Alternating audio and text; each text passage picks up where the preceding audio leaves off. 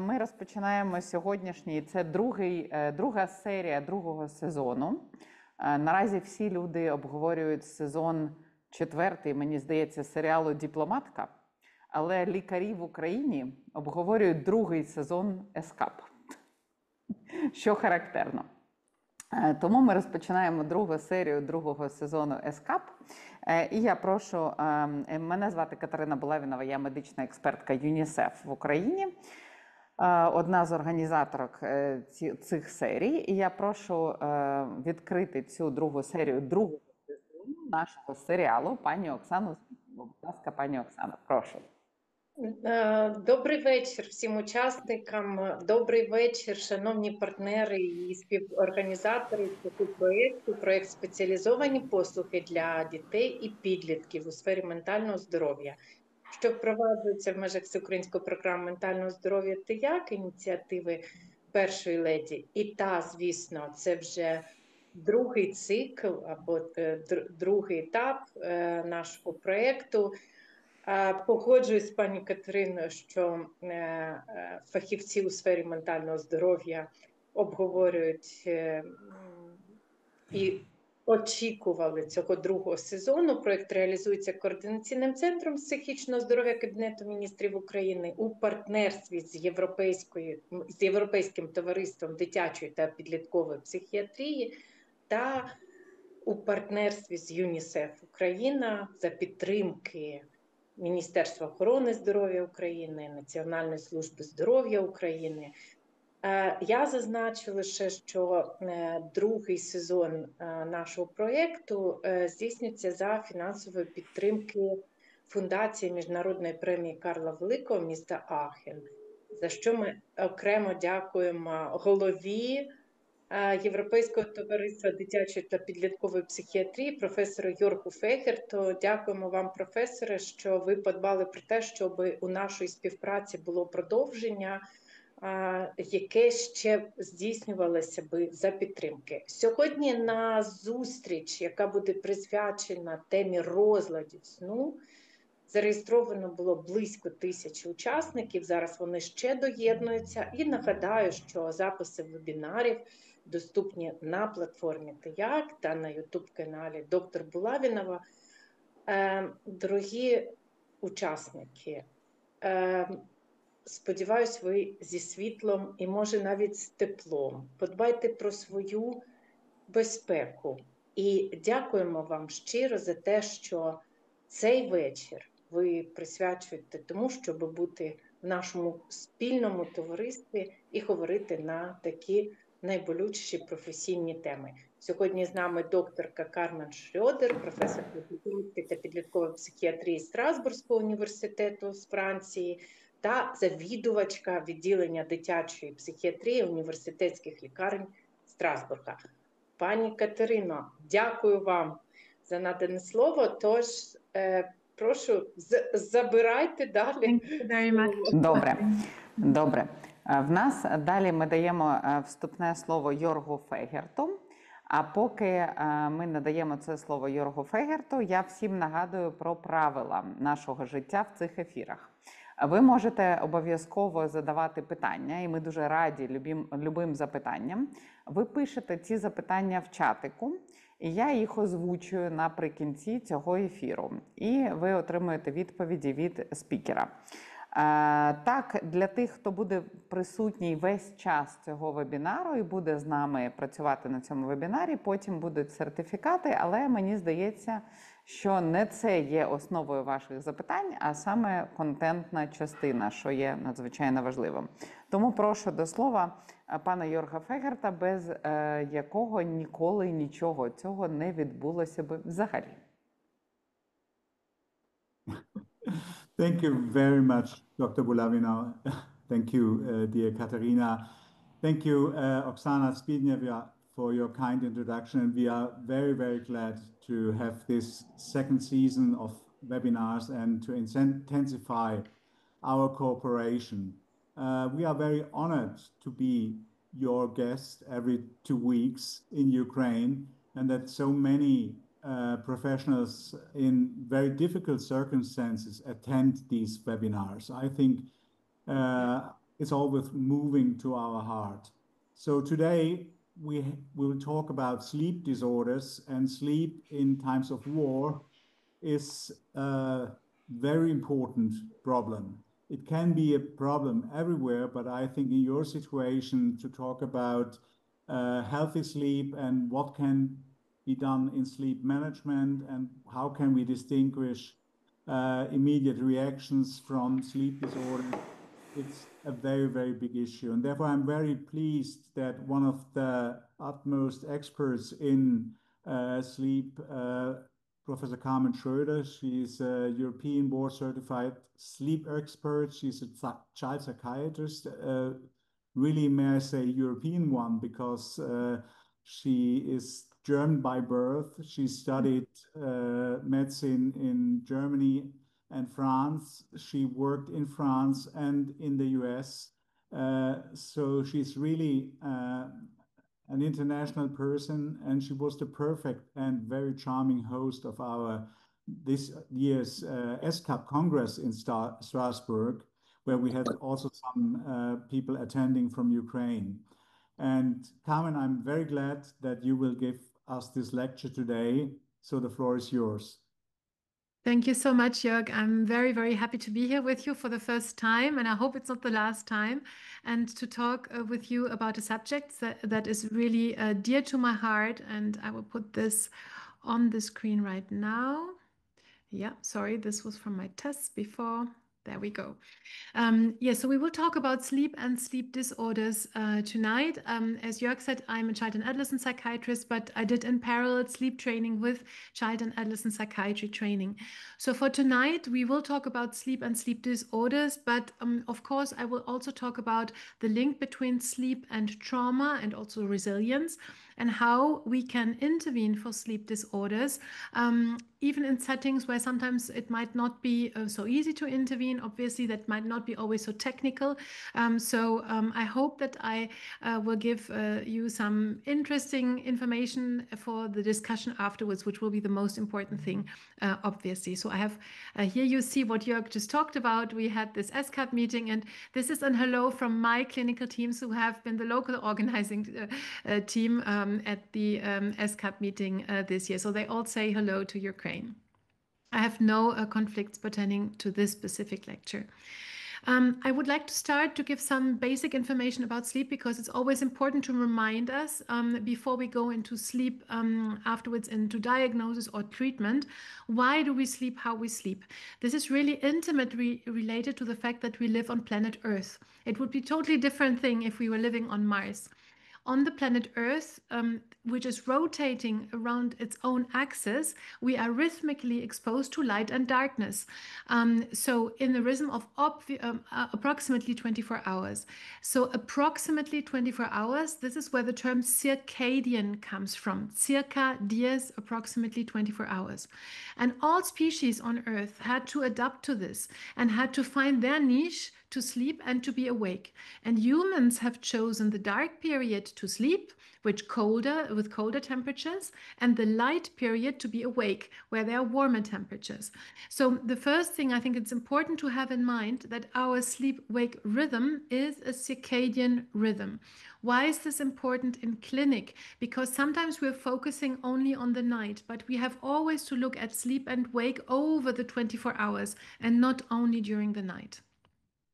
The second thing that you can see here already, we have some sort of external time that is imposed to us by the rotating Earth, by work schedules, and maybe in terms of war, by all sorts of other elements that actually are forcing us to sleep at particular moments.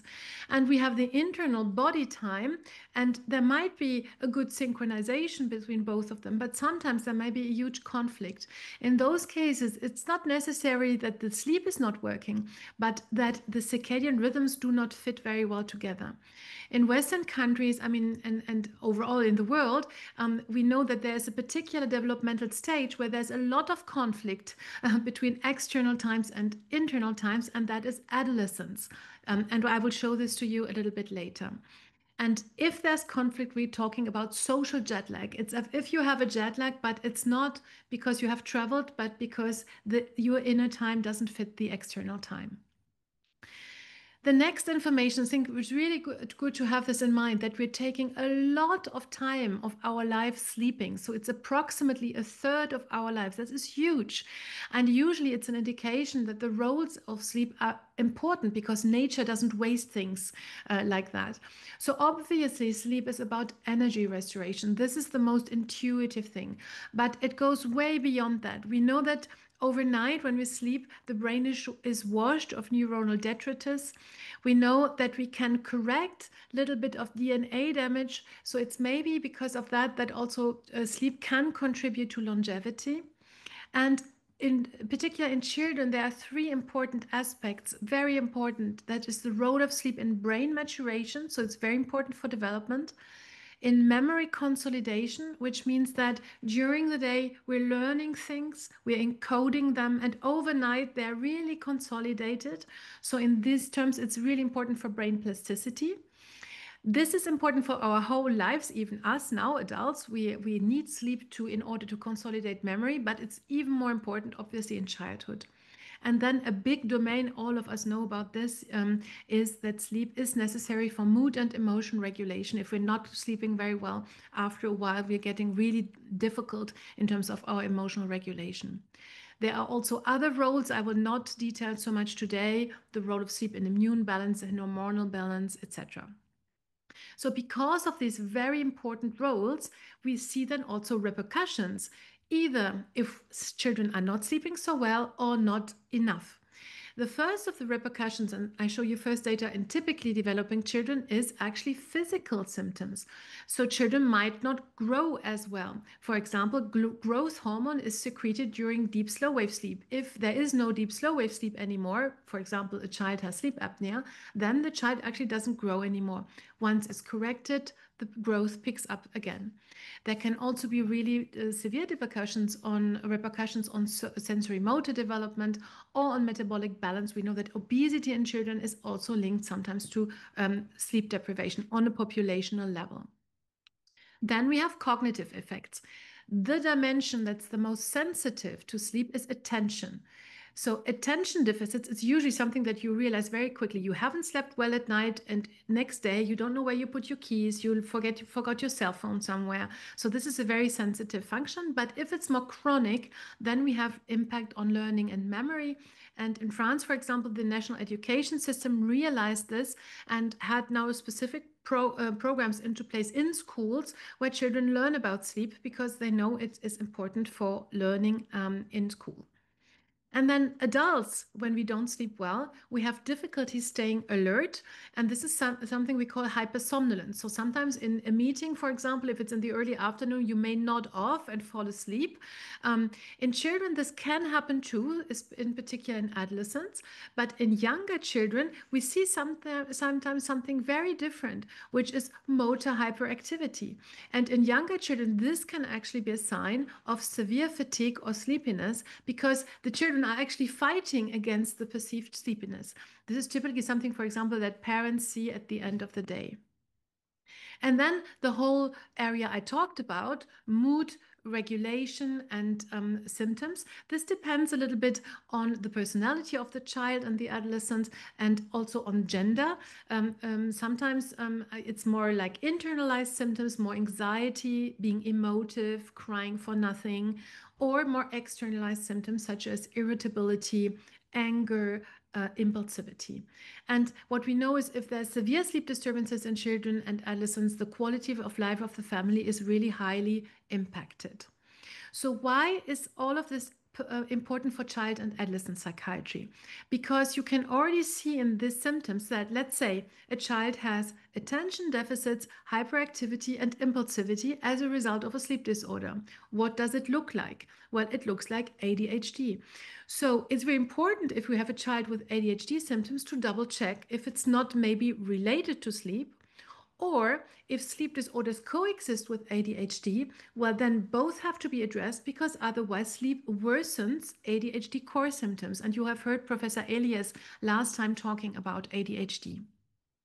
Second, if we only have this mood dysregulation or emotional dysregulation, well, and a child presents with oppositional defiant disorder or also mood dysregulation disorder, we have to make sure the child is sleeping well. It may be a confounder, or it may actually worsen the symptomatology. It could be adolescent crisis that's aggravated by sleep disorders, depression, maybe suicide attempts, and we will talk about this a little bit later. You see where I'm going. So many of the symptoms which we see in child and adolescent psychiatry can be actually a sign of sleep disorders or aggravated by sleep disorders. So I think it's really important for child and adolescent psychiatrists to know this. Yes? Yes. Okay. Okay. Yes. Sorry about that. It is true. I speak very fast. I speak very fast. So the next thing, and I will just show this briefly, is how does external time relate to internal time? There must be something in the body to translate this information. And I will show you here a cut of the brain. You see the eyes, you see the optic nerves, and you see the area where the optic nerves are crossing, which is called the chiasma. And just above, there are these suprachiasmatic nuclei, and that is actually the site of the master biological clock. And the people who have defined the molecular mechanisms of this have received actually a Nobel Prize in Medicine and Physiology in 2017. Why is the biological clock, the main clock, located there? Because it's close to the eye. And the information this biological clock needs most is of light and darkness, because it has to translate it for the rest of our organism. Once it gets this information through the retina, it gives it to other brain areas, among which the pineal gland. And the pineal gland is producing and secreting melatonin when it's getting dark. So melatonin is a dark hormone that our body produces. And this is then a signal which is understood by the whole body. So in these terms, light and darkness, we call them, it's a German word, it's not I did not invent it, Zeitgebers, which means external time synchronizers for our body. And light and darkness are the very most important of these time givers. But there are others: physical activity, social interactions, and the way we're eating. And this is, I think, a very important slide of my talk. Why? Because if we have a problem with any of these Zeitgebers, then we almost automatically have a sleep problem. I give you some examples. If adolescents are not feeling very well, they are depressed, or they have a psychotic episode, maybe they stay inside, they have the blinds down, they are only on their computer screens, and they have no external light. So the body doesn't know when it's day and night, and doesn't know how to adapt to this. In anorexia, there is very disturbed food intake, and then the body doesn't know when it's light or when it's day or when it's night. And autism, for example, or even acute psychosis, where there's a lot of social retreat, there's again an information missing about when it's day and when it's night. So in many of our disorders, we have actually Zeitgeber problems. So one of our goals will always be to see, can we correct some of those, because that will already help to improve sleep. Now, this is a very easy thing I show you here. It's much more complicated in real life, because there's not one clock, there are many clocks. But this is the master clock that I showed you. And if you're very interested in this, how circadian systems work, I put you this reference. It's a really good reference to sum it up. Okay, so we have understood the basics of sleep. Now, not everybody in the same country, for example, you in Ukraine, you know, you have the same light and dark conditions, but you don't sleep at the same time and you don't wake up at the same time. Why? Because there are two genetic factors that are also playing a role. The first one is called chronotype. That means in a given light and dark environment, when am I actually getting sleepy? So here we show somebody who is actually really well awake during the day and well asleep during the night. But you can be maybe an owl, which is a late chronotype. That means that you're super awake in the evening, and that's where you learn, where you revise your exams, where you do really difficult intellectual tasks, for example. So obviously then you go to bed later than the person above. And if you have to get up at the same time in the morning, well, then you're very tired and you don't want to eat anything for breakfast, for example, just a quick coffee, and then you're running out of the house and you're very sometimes grumpy also in the morning. This is typically a late chronotype. The early chronotype, it's the opposite. They're really good during the day, but in the evening, they're already getting very tired. These are people, when they want to watch movies in the evening, they always see the beginning and they never see the end of the film because they always fall asleep in front of the TV or the computer. And so they go to bed quite early sometimes, but then they might wake up earlier actually than they want to. And that is because they are early morning types. And in English, we say larks. It's another type of bird. And this is actually very much genetically driven. So if we have children or adolescents who are extreme late or extreme early chronotypes, usually one of the parent is too. Now, this is something that stays stable throughout our lives, but not in terms of times, but in terms of comparison between our peers of the same age. What happens, however, you see here the distribution in the general population. What happens is that in adolescence, there is a big shift toward later schedules, but it's all of the adolescents that shift. So you can see this here. You have the ages between 10 and 80, but we are interested in children and adolescents, so between 10 and 20. And you see here how the children get from morning chronotypes towards later chronotypes. It's something that's more important in boys than in girls. It takes longer. And this has been studied in all sorts of environments. So it's not only linked to Western countries or to screen use, which you could say. This is a biological phenomena and it's related to brain maturation processes. I could detail it more if you're interested. So there's a big shift. And then in the 20s, where you could say, well, maybe they're at university or they can actually choose their times, that it's actually correcting itself already. But this big shift, it's a biological shift of chronotypes of the whole population. So first trait is chronotype. Second trait is our own sleep needs. So here you see, obviously, it's a developmental development. Babies sleep much more than children. They sleep more than adolescents. They sleep more than older adults. So I put you here the data of the National Sleep Foundation in the United States. These are their recommendations in dark blue for different age groups. So here you see, for example, in teenagers between 14 and 17, the average need of sleep is still between 8 and 10 hours. But today, we know it, our teenagers do often not get that at all. Now, sometimes, as you say here in this green below and above, there can be children or adolescents who sleep a little bit less, but they're fine during the day. They're not tired, they're not dysregulated, they're absolutely fine. And this is because genetically you can be a short or a long sleeper. Again, we know some of the genes through which this goes. And again, in children and adolescents who are extreme short sleepers or extreme long sleepers, usually one of the parent is too. Now, both are not related. You can be a late chronotype and a short sleeper, or a late chronotype and a long sleeper. So these are two different independent sleep traits. So this first part, I would like to sum it up before we go on. So I hope you have seen that sleep has an absolutely essential role for the human body and mind. It's really important that we always think about it on 24-hour rhythms and not only at night.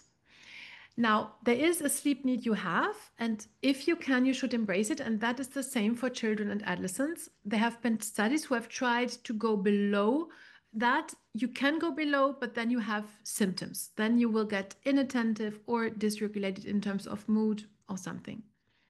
So in any patient who complains about sleep, it's good to have this in mind, that we check for individual sleep needs and individual chronotype and help them to respect that as much as possible. It's not always possible.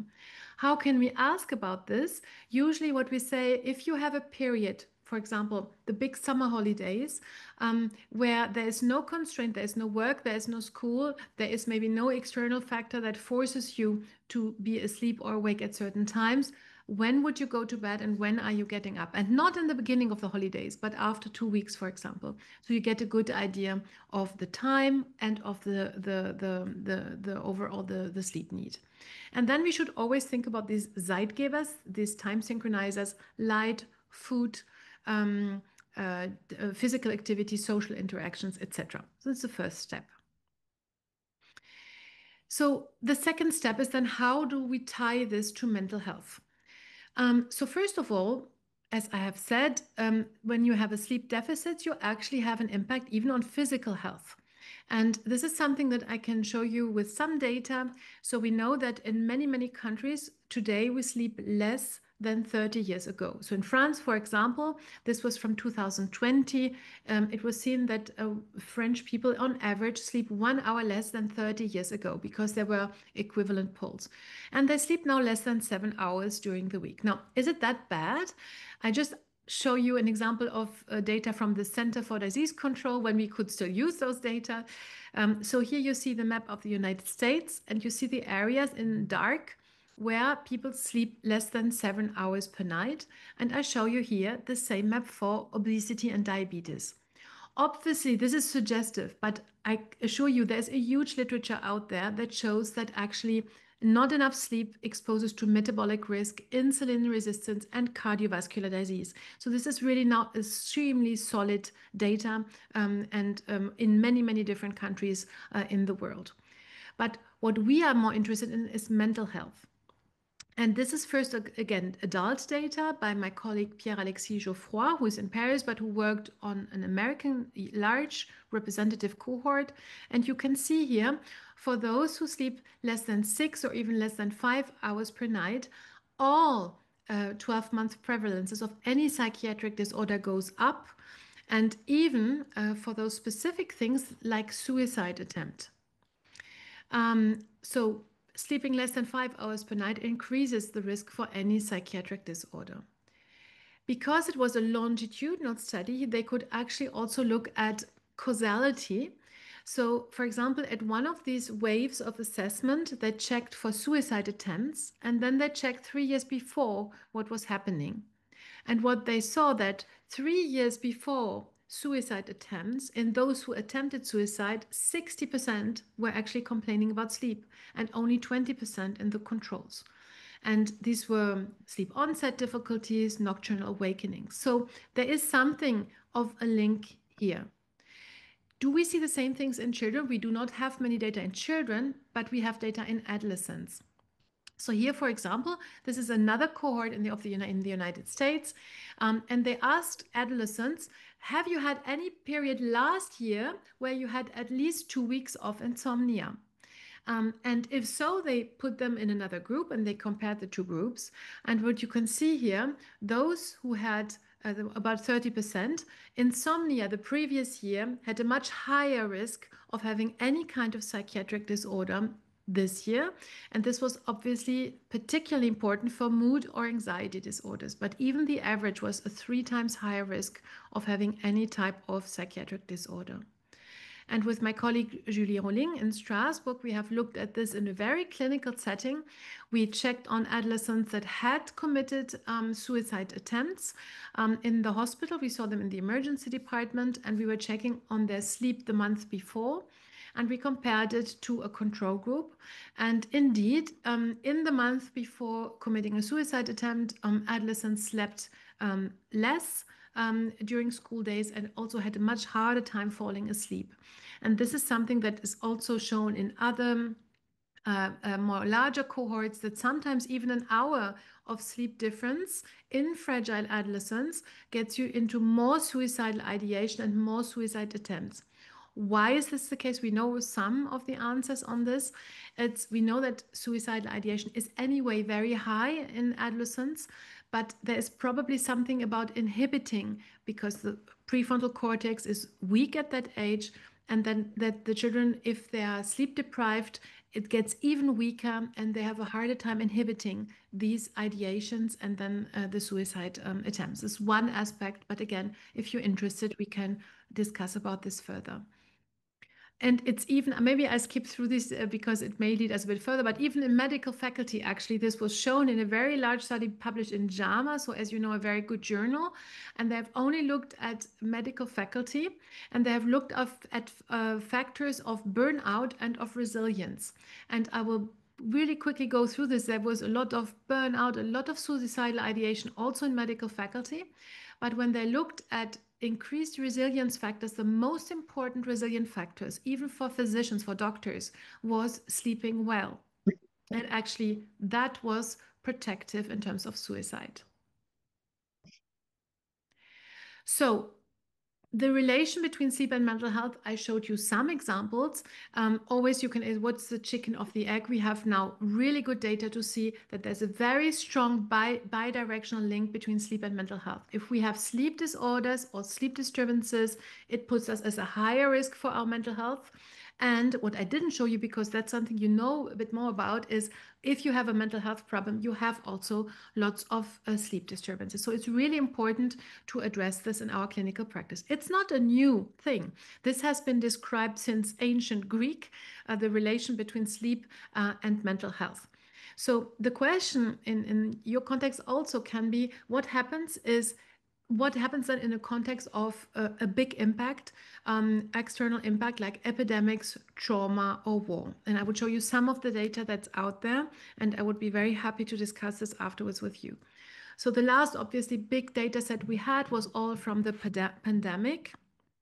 And the pandemic showed us that this is on the French population, that 2/3 of the French population, which you see here in blue, had very disturbed sleep. There was also obviously more anxiety, more depression during the lockdown period. And we saw also much more prescription of hypnotics during this period. Do we know this in children? Yes, there's also good data out there, because we had birth cohorts in France. So these were children that were seen anyway since they were born all the time. They had lots of exams. And so during lockdown, we could add another period of evaluation. So these were over 5,700 children. So it was a representative cohort of children in France. And what was shown here, that all of a sudden they had much higher rates of hyperactivity and inattention difficulties, and much higher rates of emotional symptoms. Almost 40% of them had sleep disturbances.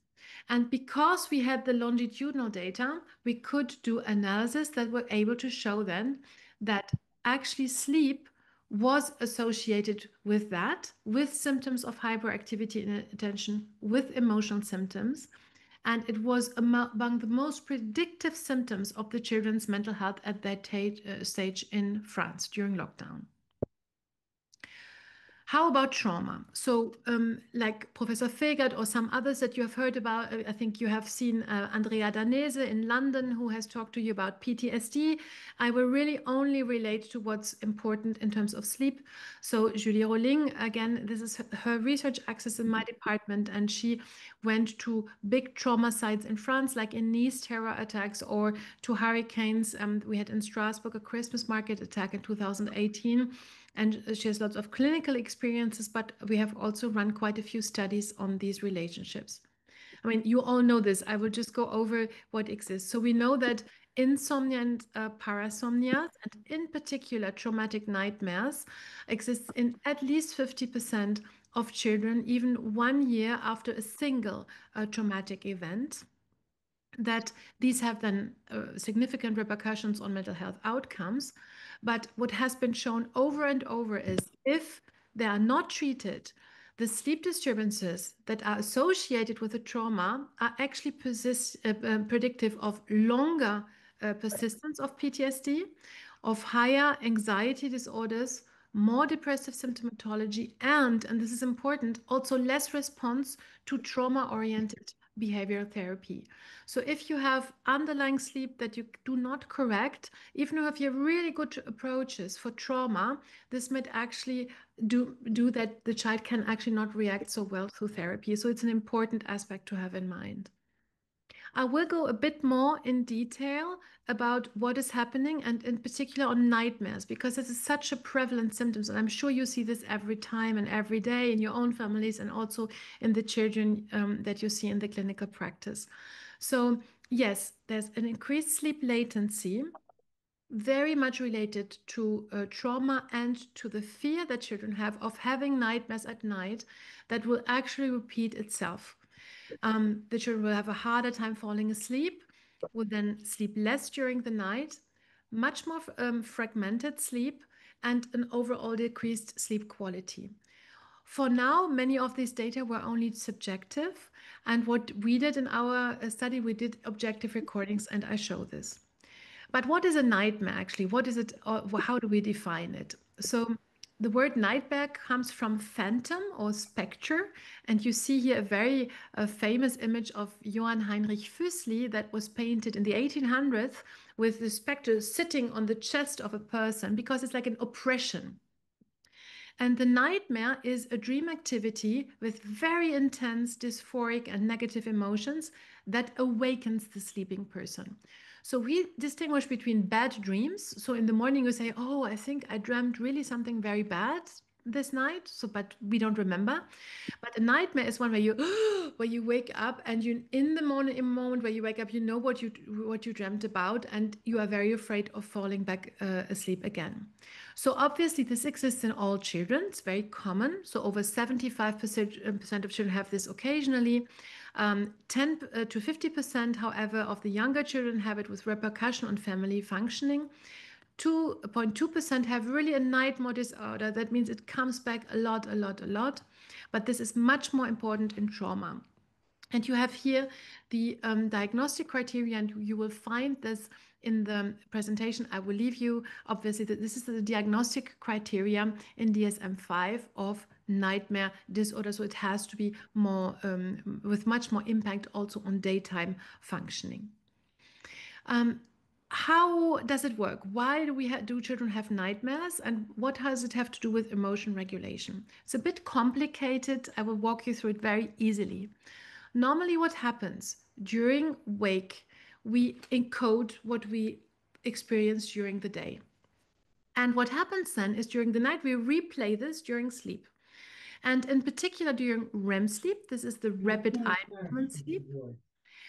What happens is in those moments during REM sleep, the parasympathetic input is much higher than the sympathetic input. So it's in a relaxed state, we have no adrenergic input, and in a way, our cortex gets control over the situation. We encode what happened, but during the day when we afterwards then remember it, we said, oh, that was really bad. That was terrible what I went through. But we do not have any emotion associated with it anymore directly. You see, this is a normal role of REM sleep in emotion regulation. On a clinical level, what do you see? And this is Perrine Ruby, who has shown this and in many interesting studies that I put you here. She said this in black, you see you see here that is something that is neutral event, a negative memory or a positive memory. And what happens if you dream about it, actually the negative event gets a little bit less negative. The positive event, if it's very positive, gets a little bit less positive. So basically what happens during the dream, it downscales our emotions. It tries to neutralize them a little bit more. This is something that we can actually test and ask about. What happens in psychotrauma? In psychotrauma, the problem is that overnight, when you replay all of these, then you still have a lot of adrenergic input. So the sympathetic nervous system is not calmed down at all, which then links the memory to the emotion. And in that case, if during the day or afterwards you have a recall or you have something that comes back to you, immediately you have the same emotion again because it's tied to it. There's no cortical control over it. It immediately gets into this recall of very, very strong emotions. And that's why post-traumatic nightmares are among the diagnostic criteria for children with post-traumatic stress disorder. So recurrent nightmares, sorry, I see this is in French, I apologize. They are part of the diagnostic criteria. Now, we have obviously different types of traumas, and this has been studied. As you know, trauma type 1 is normal development, nothing happened previously to the child, and there's one big traumatic event. Trauma type 2 is if there's repetition of childhood abuse, as shown on the right, a drawing from a child that lived in an incest in her family. What happens overall, what you see in the clinic is a vicious circle where you have traumatic nightmares. These will actually aggravate sleep disturbances because they wake you up and then you have fragmented sleep. But also the children are hypervigilant then during the day and avoid sleeping because then they might have nightmares again. And because of this hypervigilance, the sleep gets even more fragmented and they have sleep debt. And when they have not enough sleep, then they get actually emotional dysregulation and a focus only and a focus of attention towards the danger. And that reinforces post-traumatic symptoms, that reinforces the nightmares, etc., etc. And this can be a very automation of the system in children, and that's why it's such a central PTSD symptom in children. So and this I will go through quickly, we also did this objectively in a sleep lab and at home recordings. And what was quite interesting, actually, and I mean, it might relate to you, is that we showed that these children who had really severe trauma in their lives, what we were very astonished about, that in the lab, they actually slept quite well. And much better if you compare here the total sleep time in the lab than at home, or the sleep efficiency than at home. Because in the sleep lab with all the nurses, and it was very well secured, they felt actually safe. So it was not something that we wanted to show, actually. It was a side result of our study, but this shows what sometimes happens in severe trauma, that if you're in a safe environment, actually, you sleep so much better than in natural environment where there is risk that is still present. And we were able to show that there was a more fragmented sleep in children in blue here with post-traumatic stress syndrome than in controls. And in particularly, sorry about that, less good REM sleep in the last bit of the night. So REM sleep cannot really regulate emotions very well. And the more they had nightmares measured with a scale that's called the NDQ, the more the sleep was fragmented. So we can objectively show what had been subjectively seen before. So that's why we can understand why parents, if we ask them, and this is just an example, but if we ask them, what is your really your priority for sleep? This is in another population here, but many parents say, well, one of the priorities is really sleep disorders. How can we control them? Because it has such a high impact on the child, but also on the family. And before we go into these more treatment aspects, I want just to sum up again this part. So I hope I have shown you with some examples that there's a major impact on sleep, on behavior, and on overall mental health in children and adolescents. What I did not show you, but there is data, you have to believe me, is that it also impacts developmental trajectories. And if you have sleep disturbances, they can aggravate child and adolescent psychiatric symptomatology, and they can even go until precipitating suicide attempts. Sleep disturbance, I've shown you, is also an integral part of PTSD in children, and in particular, traumatic nightmares are usually very present. And so it's really important that we have some ideas what we could do in our clinical practice, how we can intervene. Even if we maybe do not have a sleep lab, because that is not necessary to intervene for many of these disorders. In that case, the way I think about it is we have child and adolescent psychiatric disorders. They have many factors, genetic factors, environmental factors, and they are related to behavior problems or emotion dysregulation. They also are often related, as I've shown you, to sleep disorders or sleep dysregulation. And sleep and behavior, then, they are again related. The good news is we can sometimes act on sleep, and this can actually have quite an impact on behavior or emotion in these children. So how about this? Let me first say, because the topic was sleep disorders, I just want to have one slide where you see all the sleep disorders that are defined by the ICSD-3, which is the International Classification of Sleep Disorders. These are sleep-related breathing disorders, sleep-related movement disorders, circadian rhythm sleep-wake disorders, parasomnias, insomnia, and central disorders of hypersomnolence, such as narcolepsy. Now, we will not talk about all of these, but please feel free to ask about any of those. But obviously, the most important complaint will be insomnia by far. Now, sometimes the complaint is about insomnia, but if you check, it's actually not insomnia, but something else. But still, this is a bit, we will focus a bit more around this. So if a child comes to you or a family comes to you with a complaint of sleep disturbances, what can you do? The first thing is, sometimes it might be a good idea, and I know that you have lots of other things going on, and there may be other emergencies, and it seems a little bit, it's only sleep, and obviously sleep is disturbed because the child is traumatized, so this is normal.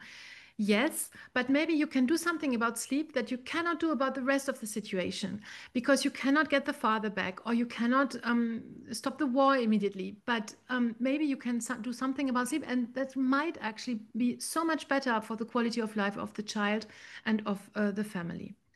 So maybe take some time to discuss with sleep. About sleep, and you can use, if you have no further knowledge on sleep, screening questionnaires, for example. There's one that's freely available, and I'm very happy to send it afterwards, which is the Sleep Disturbance Scale for Children. Has one advantage, is easy to score, and you have cutoffs for insomnia, for sleep apnea, for others. So it gives you a little bit an overall idea of what the sleep is about. And what I usually also recommend, if you have time for that, is using sleep logs, sleep diaries. Sleep diaries are actually really good to use for 1 or 2 weeks, where every night the parents and the child will write down with the arrow down, when does the child go to bed? And then afterwards, when does the child sleep? When does it wake up in the morning? You see? And then it will relate it maybe to daytime outcomes. Here's another example on the right-hand side. This was a younger child. So here you see the napping during the day and then the sleep at night. And in this particular child, for example, the blue is sleep in its own bed. And in red, we have put sleep in the parents' bed, which the parents did not like. And you see lots of R's, and these are nocturnal awakenings. So this child had a lot of nocturnal awakenings. So this might be a good basis to discuss with sleep screening questionnaire and sleep log. Usually after that, you see that you have some disturbances that may need further referral. I do not know if that's currently possible, and you might tell me about this, but obviously if you're not a sleep specialist, if it's a sleep apnea problem or if it's an hypersomnia problem, normally you would like to refer the child to a sleep clinic. I want to put it here, but you will tell me how the situation is. I'm not sure that this is currently feasible, but in a sleep lab, you have also all sorts of technical equipments. They can then check further and give specific therapy, but usually for that, you need a sleep training before. But most of the time, we are not there. We are more in the realm of insomnia or of circadian rhythm sleep-wake disorders. And those can be perfectly started to be treated in primary care, in child and adolescent mental health settings with very easy means. And this is what we will go through now. So first, the therapeutic approach will be psychoeducation. So what does it mean, psychoeducation about sleep? It's actually something we already talked about before. This is, we talk about sufficient good behaviors around sleep, just to make sure that that's the case. So it would be what I have said before: consider the sleep-wake rhythms over 24 hours, know the child's sleep traits, see if they can be respected as much as possible, evaluate the Zeitgebers. And among the Zeitgebers, obviously, you have light exposure. So you have screen use. And screen use is a huge thing, and I'm sure you have talked about this when you talked about trauma. But it's also really a biological signal for our organism. And sometimes this has to be discussed with parents to see how can we all actually have a period where nobody is on the screens, if that's possible. 1 hour in the evening, the whole family everybody who's there, no screen use, and we just think about what could we do else to get disconnected also from all the information maybe we're exposed to, but also to show that there's other things we can still do. We will also check on physical activity and so on, food, etc. And of course, in the younger children, it's really important that they are not exposed to screens. And the second aspect of psychoeducation is something very easy, and this has invaluable good that it does for a child, that is bedtime routines. Now, we think about it when we have younger children, most parents do it, but then when children get older, actually, we think it's not that important anymore. But it has been shown over and over that every evening, a predictable duration, it should not be long. I put 30, 40 minutes maximum. It can be 5 minutes, but every evening there is a small activity between the parents and the child. They can be shared, co-constructed, whatever they like. It can be a lullaby, it can be a bedtime story, it can just be sitting calm together, talking about something. And obviously the older child can be more autonomous, but it should still be something that's offered, because in a world that we cannot control, where there's so many things out of place, this is something very easy and very reliable the child can look forward to. And this is only dependent on interaction. We do not need anything fancy for that. And there is studies, the very interesting studies that have shown, and I give you just a reference, that it's very cultural dependent what countries or what people like to do on bedtime routines. For some, it's more massages, for example. They are important in New Zealand, as you can see here, and astonishingly in the UK, but not at all in Vietnam, for example. You see, so sometimes it's more singing, something else. So whatever it is, it's not important. It has to be a routine. It has to be every day, but it doesn't have to be long. Other things that we will discuss is what can actually be expected from a child. So for example, we shouldn't expect from a short sleeper to sleep necessarily 12 hours at night if the person is fine during the day. It has to be discussed. Screens I talked about already. So we really try to find out what could be done in the evening that reassures everyone. And usually what parents will see, that they do it for their children, but actually for them, it will become a very precious moment too, where we just try to disconnect, we abstract from everything that happens, and 5 to 10 minutes only with a child. And that's a really quality time spent together. Now, if you have a child with neurodevelopmental difficulties like autism, ADHD, that maybe even you can put visuals to show what are the sequences in the evening, you know, putting on pajamas, going to the toilet, washing the hands, etc. Everything that's visual is, again, reassuring. We know what we will do. It's a regular schedule, and this will actually calm anxieties down. Time timers, these are tools that can be used, but it's not necessary. We can use sometimes relaxation methods, and I'm sure you use it also. It can be visualization, it can be mindfulness. If a child likes that, if parents like it too, this can be a good idea, but it's not for everyone. And obviously, even if you have seen what light does to melatonin secretion, but if children are afraid or if parents are afraid, they can leave a light on, but we try to have it the lowest light possible, not directly next to the eye, but maybe a little bit further in the room, but it can be a very reassuring thing. So sometimes going through these very easy measures is also already going a long way, but obviously it's not for everyone enough. And in that case, we have to go further. I show you just what we found out in a recent study where we have looked at I show it to you here. We recorded actually adolescent sleep, but we also recorded one of the parents and one of the siblings to see how these rhythms do interconnect. And this is an objective measurements again. So what did we see? So I just show you two interesting facts. First thing, if there are rules in the family around sleep and around screens, the child sleeps earlier and better. So if families have sleep rules compared to no sleep rules, you see that the child falls asleep, the adolescent falls asleep earlier and sleeps a bit longer. And if there are rules around screens, then the child again sleeps very much earlier and really longer. So what we can tell parents, What we can tell parents, maybe we can cut the microphone of that person.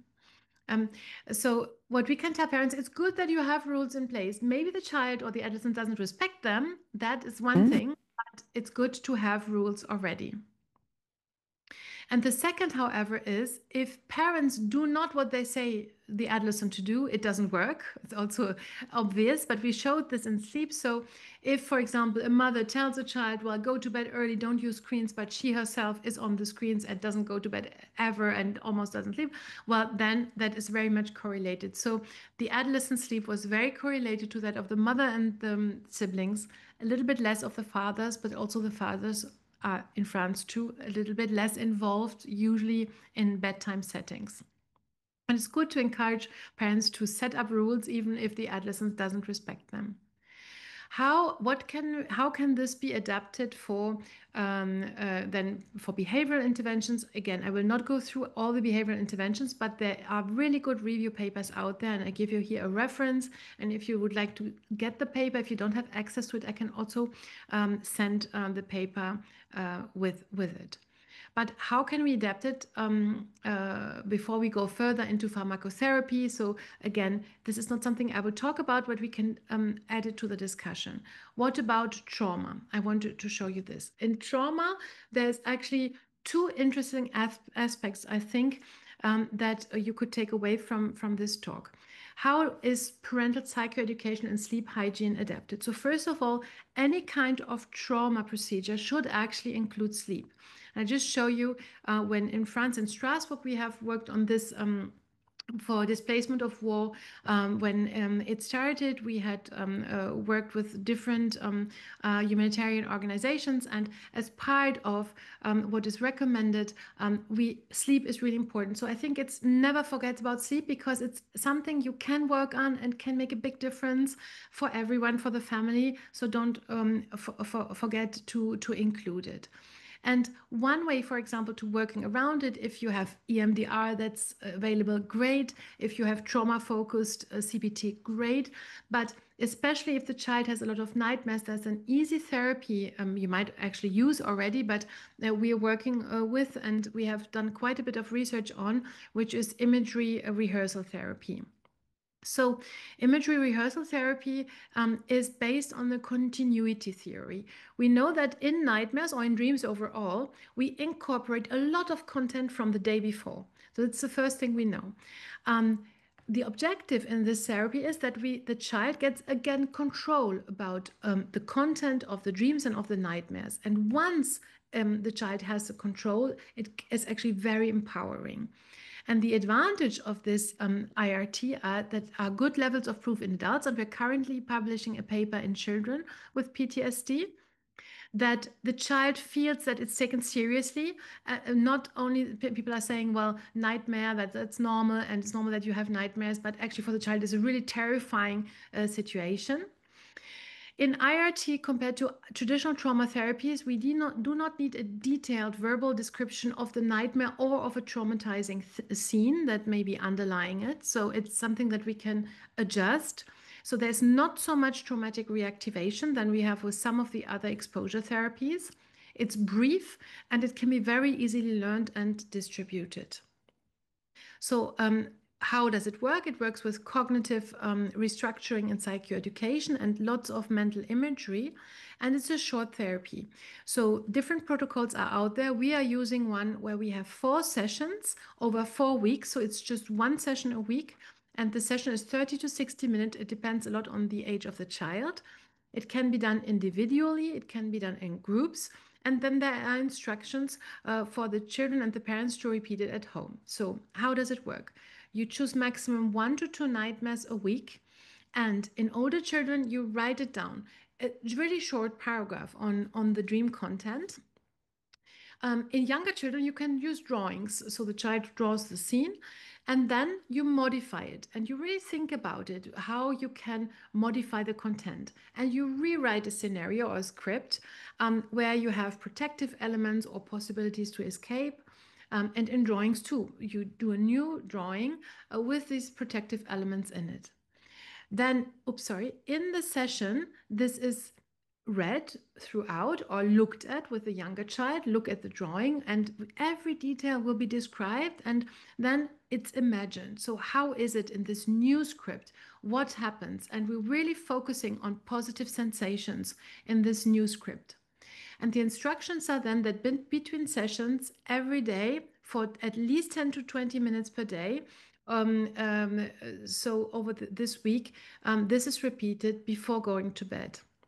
And the results are really astonishing. I mean, you wouldn't think it because it's quite an easy therapy, but nightmares are going very quickly away with this therapy. I just show you some with younger children that we have done. This is a child from Angola where the dad was killed in front of the family. And in the modified version of this drawing, there's a trap in the bottom. The child and the father can escape. There's sun outside, etc. It doesn't change the trauma, but it changed the nightmare. The nightmare disappeared, and for the first time, the child had the impression that it can actually have control over something. And this can be really a starting point for other trauma-based therapies afterwards. Again, this is from Chechnya, a war situation, again, where there were tanks that were invading the city. And here in these IRT, the child said there might be a helicopter that could have come and actually have gotten us out of this. So just some examples for it. So it's a really a very easy working therapy, and the way it will be used, it's not magic, but then to use the control the child gets about it, to use it also for other trauma contents. This is always, so we're currently publishing a bigger data set than this one here. We can use pharmacological treatments also for PTSD, as you know, and I think you have probably seen this with prazosin, for example, so an alpha-1 antagonist. How does it work in terms of what I showed you before? This is what I showed you before, is that when you give prazosin, it will again get to a level where during REM, so you reactivate the memory, and in the following night during REM, you cut off the sympathetic input. It will then get to a more normal state where there's a parasympathetic balance, and then again, more control afterwards when we recall the dreams. So this is in children very questionable still, but it has been used, and sometimes we use it in France. And we're currently studying prolonged release melatonin also in an ongoing multi-center study for psychotrauma in children. So I will conclude my talk. I hope I haven't been too long. No, I think it's fine. What can we take back from this last part is I hope that you have seen that sleep and circadian rhythm disturbances are very common in our children with child and adolescent psychiatric disorders, but also in children overall. They shouldn't be banalized because they have a lot of impact on daytime symptoms and also of functioning of the family. When you have sleep disorders, they worsen all symptoms and risks, and also family interactions, because families get upset because the child can't fall asleep and everybody's so tired. So it is really not very good for the family either. And I showed you here only the low-key early interventions that we can really do in CAMS setting without being an expert, without needing fancy techniques. Of course, there's also a role for pharmacotherapy. So if you want to talk about this with pleasure, and just have in mind the 4 pearls, 24 hours, know the sleep traits, check on Zeitgeber, see what you can do about it. And rhythms and routines are very reassuring. This is really the basis. And I hope we can now talk about all sorts of maybe clinical situations you might have. And please feel free also to go, if you want to, into the other sleep disorders. We can talk about sleep apnea or narcolepsy, or if you like, or about medication, of course. I want always to thank my clinical teams. This is part of my clinical department in Strasbourg in child and adolescent psychiatry. This is my sleep research groups. We're also doing a lot of research on melatonin in autism and ADHD, but I did not talk about this today because I know that Stefan last time has already given a talk on pharmacotherapy, so I didn't want to go into that, but we can talk about it. And thank you all for your attention. And I'm open for all questions you might have and for the discussions now.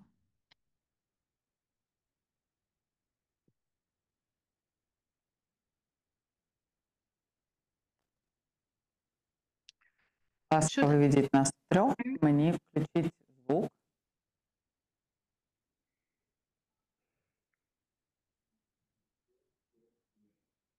Ні, ага, є. Все. Так, дякую, Кармен, дуже за вашу презентацію.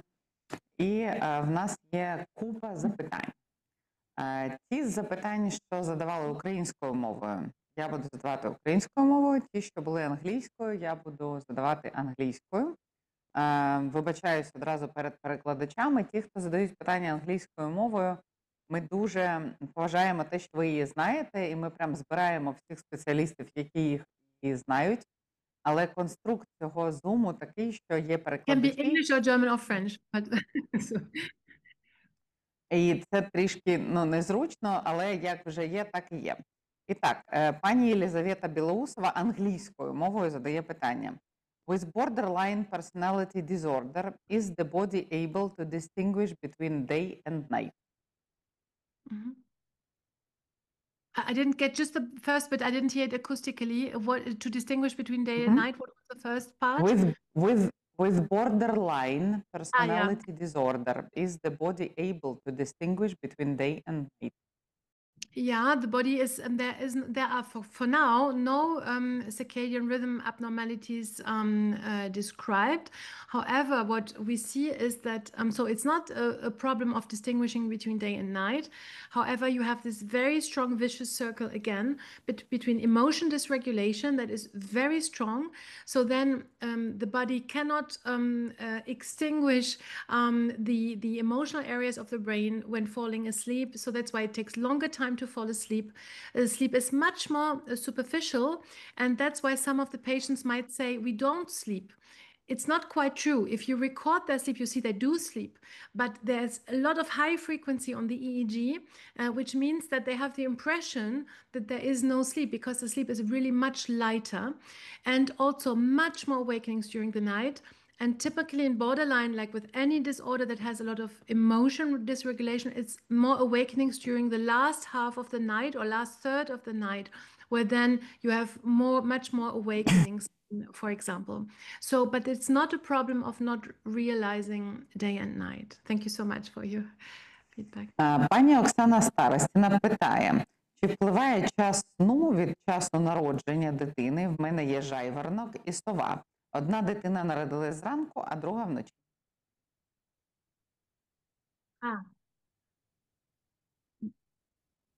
Yeah, that's a brilliant question, but it would have been funny, but no, there is no relationship. So it's not related to when a child is born, if it's day or night. It's much more related to genetic factors. And I mean, I may be in your surroundings, you know, families who are really morning chronotypes. I can give you my own example.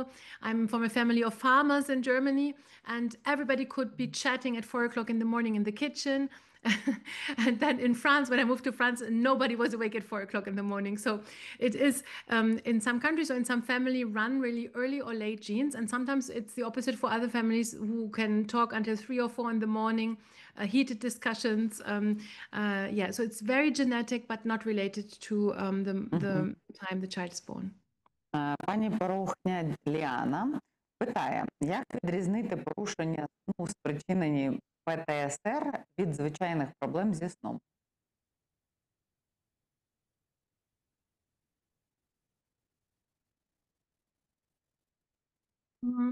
Yes, this is mostly through a really good clinical interview where you see that it has been really different before or after a traumatic event.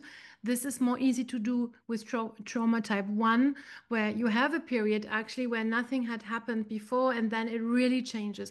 So sleep disturbances are among really the symptoms that when I have a child coming and was always a very good sleeper and all of a sudden it starts bedwetting and not sleeping very well, then we have to be really very careful about it and look for something like trauma.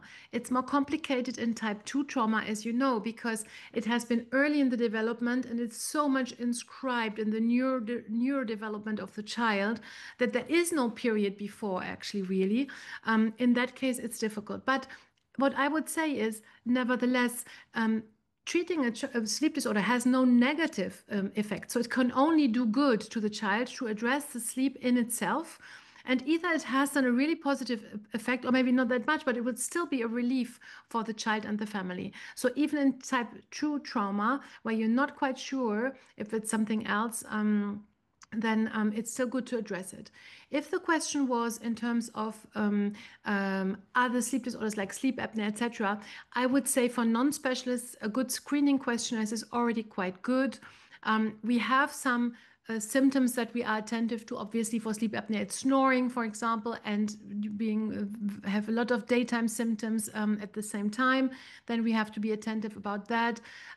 Restless leg syndrome is a child that in the evening doesn't find his position and fidgets around, doesn't want to have the pajama pants on or the bed cover. So there are some things that ring a bell, but most of the time I would just go and address the treatment. There's no negative effect of treating a sleep disorder in a child or sleep disturbance in a child. Снісаревська питає англійською мовою. Увага, перекладачі, вам буде зараз незручно трішки. Thank you for the very important and useful information. I also have a question. How does sleep deprivation during night shifts affect doctors? Is there research in this especially? Yes, so it cut off a little bit, but what I heard is shift work. Is that correct? I will just repeat once again. Thank you for the very important and useful information. I also have a question. How does sleep deprivation during night shifts affect doctors? Is there research in this specialty? Yes, there hadn't been for a long time, and then there was a lot of research done, especially in the United States at one point, that actually when we are sleep deprived, we make many more errors. It's specifically true, the errors go in a circadian rhythm. The worst is the early morning hours. Afterwards, it's better. Before, it's better, but for most people, it's around 4 o'clock or 5 o'clock during a night shift. That's where you are most prone to errors. Not only doctors, but Chernobyl accident, Challenger accident, Exxon Valdez accident, many big accidents in world history have been done at this time of the 24-hour cycle where people are extremely sleepy and do much more errors. So more errors in physicians. Second, is that we are less empathetic. So this is an important point for psychiatrists, actually. When you're sleep deprived, you cannot so well actually distinguish the emotions in another person. There's been really good study data out there. And the same person, if you're sleep deprived or not sleep deprived, you are not as empathetic. You don't get it really. You make mistakes in the judgment of emotions. You're not so adjusted. So this is something for psychiatrists, I think, interesting. But what we also know is obviously for our own mental health, and nobody talks about that, but that there's a big risk also for that too. And because we're doing shift works and we're rotating, we are a population at risk for mental health disorders too. And that just, like always, put first the oxygen mask on yourself before you help others. And that's what they say in the plane. I think sometimes it's for us also important to say, I just need sleep because otherwise I can't take care of others anymore. So I hope this answered the question, but it's a very important point. Пані Людмила Мельник питає, виникненню яких розладів у підлітковому віці сприяють проблеми зі сном?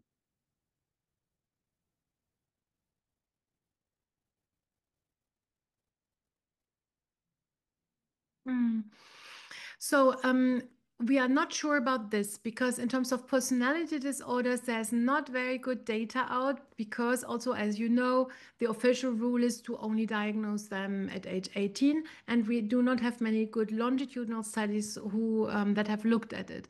Again, if I would guess, because there is no data, that is a bit of an interaction that you see probably some symptoms of future personality disorders also are part of sleep disorders. But there's no data showing that a sleep disorder provokes a personality disorder, for example. For now, that has not been shown. Пані Ірина Скаковська питає, зрозуміло, як впливає недостача сну на дітей та підлітків і людей загалом. А як впливає надлишок сну і що з цим можна зробити?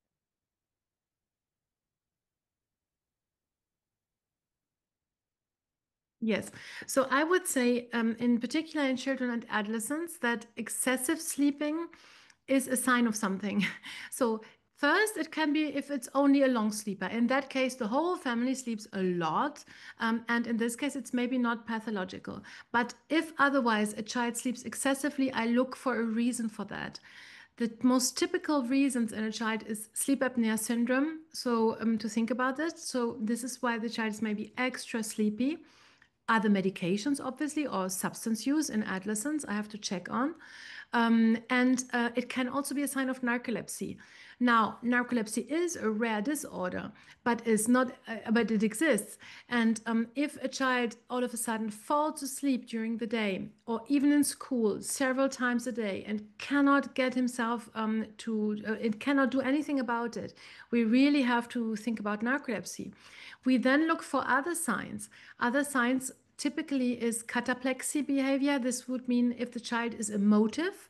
For example, it can be an emotion related to fun, somebody has made a joke, or a low emotion, something negative. All of a sudden, the child has loss of muscle tone, can have the head that falls or the body that moves. And in children and adolescents, some quite specific signs, sorry, I will imitate it, is like a protruding tongue. That is because it's a hypotonia that the child didn't necessarily have before and that appears. And in the early stages of narcolepsy, there's a weight gain that is not explained by something else. Not necessarily the child eats more, but gains weight. So it has to ring a bell. Excessive sleepiness, if it's not in the family, it's something new. We have to look of what can cause it. I would definitely go for complementary assessments.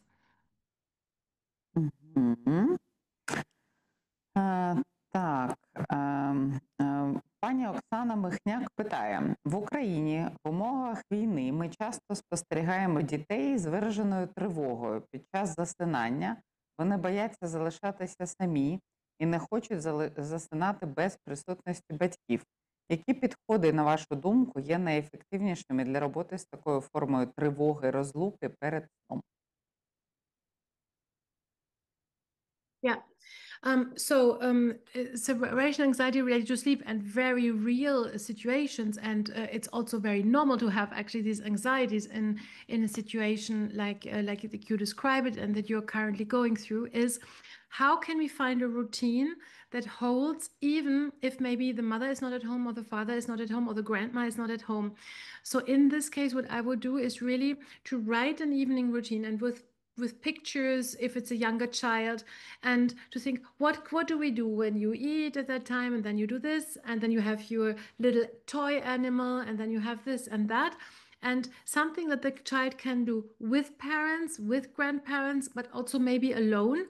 And it's something very regular, goes through, and make it the most visual possible, and find what we call transitional objects. Obviously, in separation anxiety, this is really helpful, like a toy animal or a specific smell that maybe it's related to the mother or parent, and really show a picture of it, that this is what you can use, and this and this. And if going through this, it can be an audio tape that you listen to a little bit, but put it in pictures and make it every evening the same, and that it can hold even without maybe that parents are home. I think this is the best you can do about it. Will it work 100%? No, we have to be realistic about this, but it's still the child, if it can look at something, it's much easier than only to have it in mind, that at one point somebody has told me I can take my little animal or I can smell something. Put it into pictures, and that the child can refer to that is on his bedroom wall, and this is the best I think you can do in this type of situation. Пані Юлія Лущикова питає, чи є розладом відсутність снів як у дітей, так і у дорослих?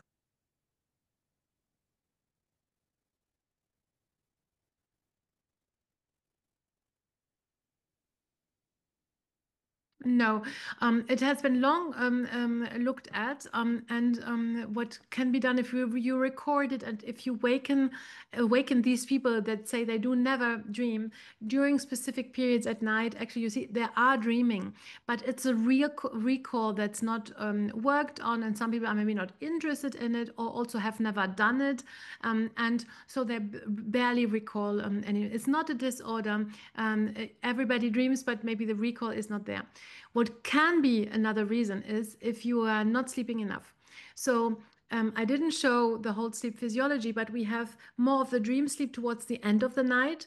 So if you always cut your sleep short and you do not sleep the last 3 hours you should have gotten, then you do have much less dream sleep and maybe also much less recall in that case. And this would not be good for you and for your emotion regulation. This could be another aspect. But if otherwise you sleep well and you just never recall dreams, it's not a bad sign at all. No. Пані Наталія Ухалова питає, як підготувати дитину до візиту до спеціаліста проблем сну?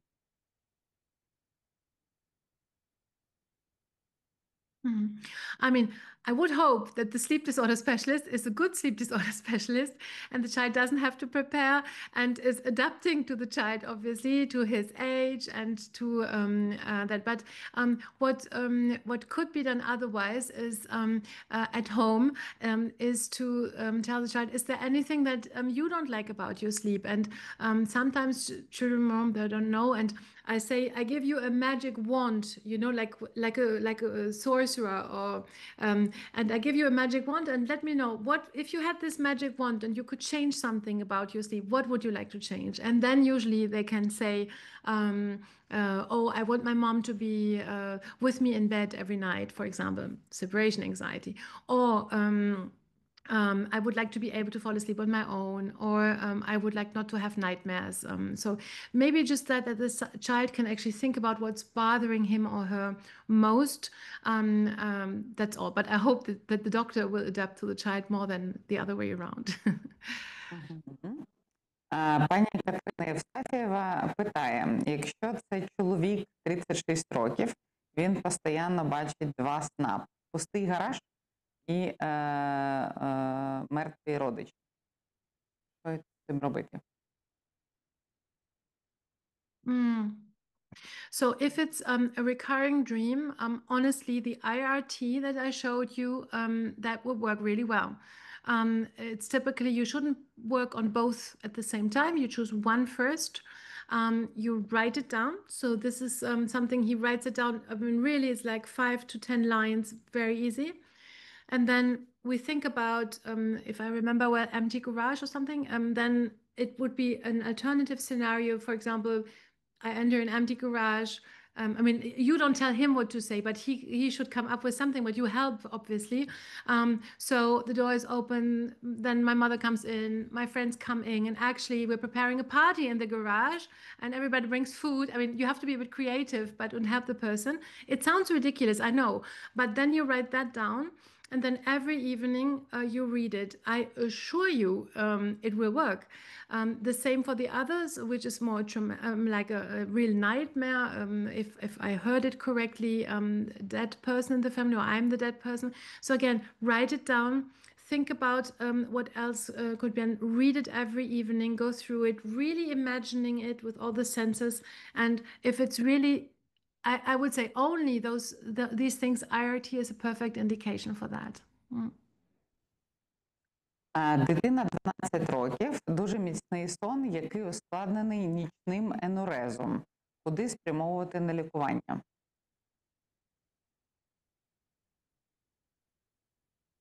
Yeah, can you just remind me of the age? I didn't hear the age. 12. 12. Yes. So first of all, bedwetting, so enuresis, nocturnal enuresis, is quite common. It also runs in families. So first thing I always ask about, does anybody in the family has also had the same problem? And sometimes you hear it, and that the father, for example, is also bedwetting until about adolescence, about that age. In that case, de-dramatizing to say that nobody stayed a bedwetter until adulthood. A bedwetting child is not a bedwetting adult. So at one point, this will go away anyways. And de-dramatize. But if it's a real problem for the family, it can also be costly because you have to wash the sheets every night, for example. Then you really do. I mean, it can be. You can do it in child and adolescent psychiatry, but it can be the basic treating doctor, you really give access to the child a lot of water during the day. Some children, they don't drink at all in school, for example. They do not have any water with them, so they don't drink during the day. And when they come home, they have all of their drinks between the moment they come home until they go to bed. So in children who have already the predisposition, this is then not good. So have the child have a bottle with water with him all the time, drink so much, you tell him how much to drink during the day, but then dinner only 1 glass and not more after dinner, no water. This is, for example, already on the restriction. Then to have a diary where the child checks nights that are wet and nights that are not wet. And you don't give negative points, you only give positive points for the nights that are not wet, so have positive reinforcement, but not negative, not punishment. So this is things you can do. And usually after a while it gets better, and also talking about it is already a very big relief for the child and the parents too. Then obviously if the pressure is on the child and the parents really want to stop it, you can go to a pediatrician. He can prescribe desmopressin, which is the most commonly used drug, which amitriptyline can be used, but it's less used now because it has much more side effects. This is usually the pediatrician who does it then. And we are a bit careful though, if it's a new enuresis, then we're thinking of psychotrauma again, right? I mean, some child who has been clean, but then is bedwetting again. There we have really to check what's going on. But if it's primary bedwetting, these are a bit the techniques that I described you. У нас є ще дуже багато питань, але я задам тільки 2, і ми будемо завершувати, бо 1,5 години підходять до кінця. І так, є декілька питань про мелатонін. Що ви думаєте про мелатонін? Yeah, I mean, I've done a lot of research. I didn't show it to you because I must say I should have asked before. I didn't know if it was available at all. So this is really one of my research areas. So, well, melatonin has been really good validated in autism, because in autism, children do not produce as much melatonin. So giving melatonin at night is actually correcting the sleep problem. So it's really good indication. It can also be sometimes in ADHD, also because we know many children who have ADHD have mild ASD also. There is some overlap. So in both disorders, there's good rationale for it. In ASD, autism is more extended release melatonin that's given. In ADHD, often we start on immediate release, and extended release is only the second bit. Now, if the question is, can I give it for any kind of sleep disturbances in children? The answer is it has not been validated. It has been validated for sleep phase delay. That is the third indication. So adolescents that are severely sleep phase delayed, like for pilots, it can actually advance the sleep vagoism, then it's good. But in all others, it has not been validated. But if you have any ways you have to prescribe something because you have done everything else, it has not worked, and you have nothing else worked. Before you prescribe a neuroleptic, well, then melatonin has a better benefit-risk ratio. But then it's not a scientific approach, it's a very pragmatic approach, you see? So the good indications are neurodevelopmental disorders and sleep phase delay. Otherwise, it can have a good benefit-risk ratio, but please try first the non-pharmacological approaches. They are often enough. Yeah, very short. Питання на сьогоднішній вебінар. Ми живемо в світі, де діти все менше сплять і все більше перебувають онлайн. Як ви бачите баланс між технологічним прогресом і збереженням здорового сну дитячої популяції?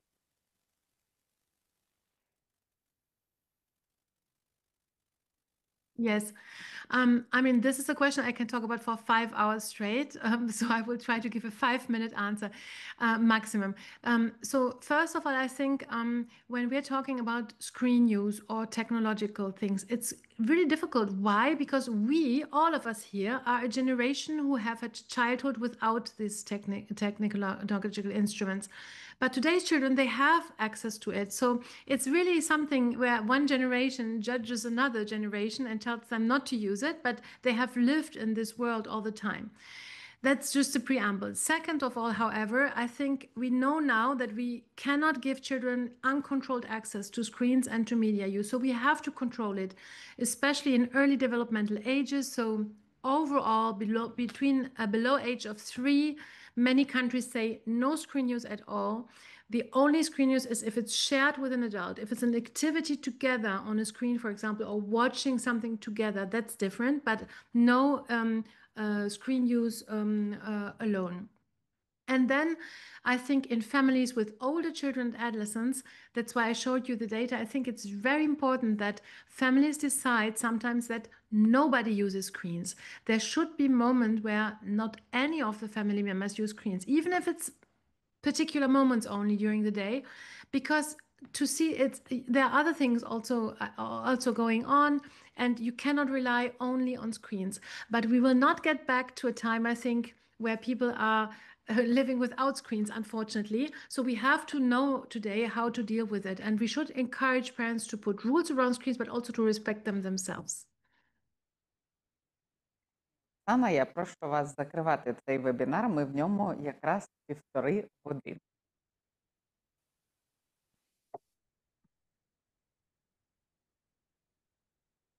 Пані Оксана, ви мене Thank you so чуєте? much for all your questions and attention. Пані Оксана, чи ви нас чуєте зараз? Бо я вас бачу на картинці, але не чую.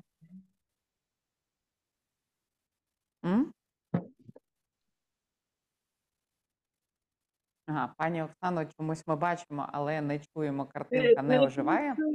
Перепрошую, пані Катерино, я за кермом, тому не можу. Ага, це зрозуміла. Дякую Зрозуміла.